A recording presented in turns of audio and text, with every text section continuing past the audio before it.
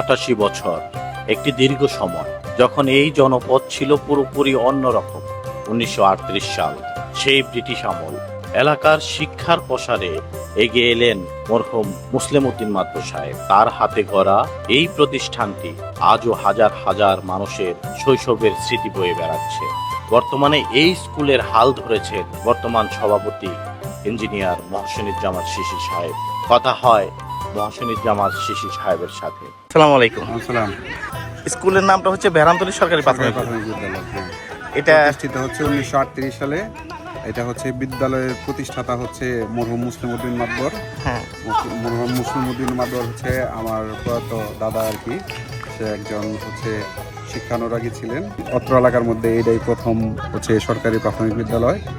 এক সময় হচ্ছে তোমার আশেপাশের সমস্ত এলাকার মানুষ এই স্কুলে পড়াশোনা করতো। তো এটা হচ্ছে অ্যাকচুয়ালি ঐতিহ্যবাহী একটা স্কুলই বলা চলে আর কি। আর বর্তমানে এই স্কুলের সভাপতি হিসেবে আমি আছি। আচ্ছা, আলহামদুলিল্লাহ। দাদার উত্তরসূরি হিসেবে, মুসলিম মাদবরের নাতি হিসেবে আমি ইঞ্জিনিয়ার মহসিনুজ্জামান শিশির বর্তমান স্কুলের সভাপতি। আচ্ছা, এই স্কুলে ছোটবেলায় কি আপনি পড়াশোনা করছেন? হ্যাঁ, আমি ক্লাস 1 থেকে অর্থাৎ শিশু শ্রেণী থেকে পঞ্চম শ্রেণী পর্যন্ত আমি এই স্কুলে পড়াশোনা করছি। এবং হচ্ছে এই স্কুল থেকেই আমরা হচ্ছে আমাদের পড়াশোনার যাত্রা শুরু। ইভেন হচ্ছে একসময় খুব রমরমা এবং হচ্ছে খুব প্রতিযোগিতা সম্পন্ন একটা স্কুল ছিল। আচ্ছা, আমি সবসময় এই স্কুলের সাফল্য এবং মঙ্গল কামনা করি। এই যে আরেকজন বড় ভাই আছে, একটু বড় ভাইয়ের সাথে কথা বলি। আসসালামু আলাইকুম ভাই। ওয়ালাইকুম আসসালাম।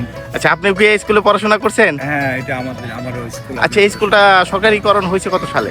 1938 সালে প্রতিষ্ঠা হয়েছে স্কুল। আচ্ছা, স্বাধীনতার পরে পরেই সরকারিকরণ হয়েছে। আপনি তাহলে এই স্কুলে প্রতিষ্ঠাতা যিনি করছেন মরহুম মুসলিম উদ্দিন মাদবর, ওনার কি হন? আমার দাদা, আমার নাতি।